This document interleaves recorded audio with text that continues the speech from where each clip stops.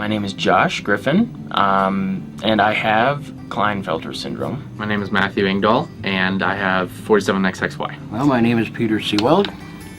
I'm XXY. I was diagnosed at age 44, rather late. My name is Matthew Lewis, and I have 47XYY. Are you going to put some fish in it? No. No? What are you going to put in the ocean? I don't know. I don't know. Well, you think of what you want. Well, I talk to Seaweed. Seaweed. That would be a good thing to put in the ocean. My name is Emily Hansen. And what's your condition? My condition is that I have trisomy X. My name's Kimberly.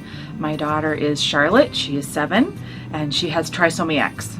My name is Amy, and my daughter Lainey has trisomy X. She has an extra X chromosome.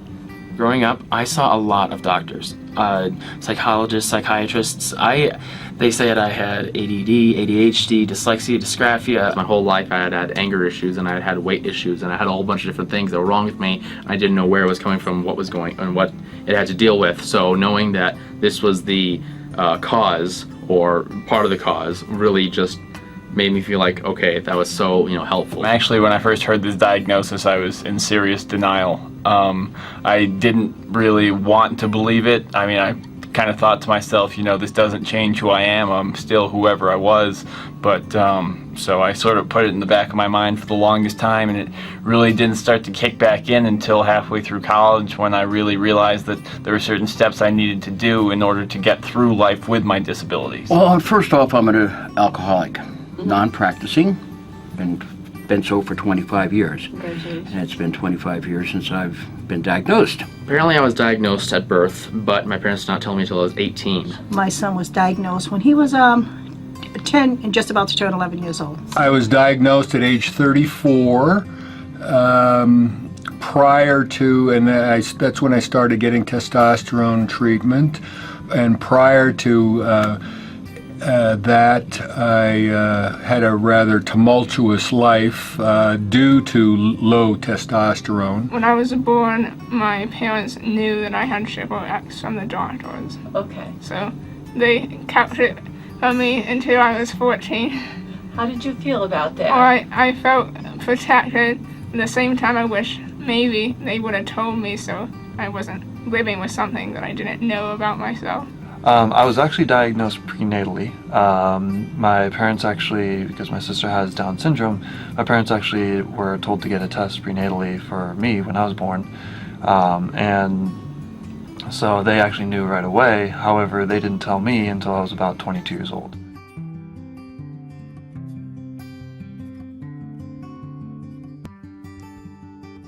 They said I was of advanced maternal age, that I should have an amniocentesis to look for chromosomal defects, more along the lines of Down syndrome, that kind of thing. And I didn't want to know the sex because she's my only child, and they called me up on the phone, driving in the car, and told me that there was an issue with the pregnancy and that they had to tell me the sex of the child in order to tell me what was wrong. So, not something you want to hear when you're 16 weeks pregnant. I was out to lunch with my 5-year-old son, and I got a call from my OB, and she said that my child had an extra X, and she didn't know what that meant.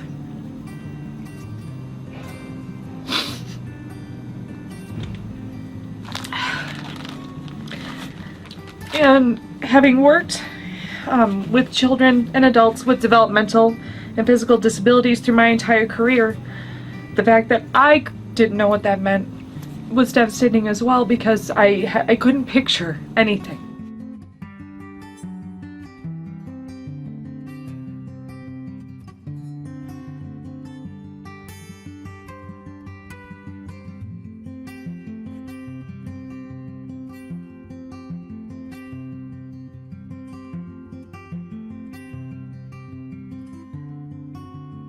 It is important that they know immediately that they're not alone.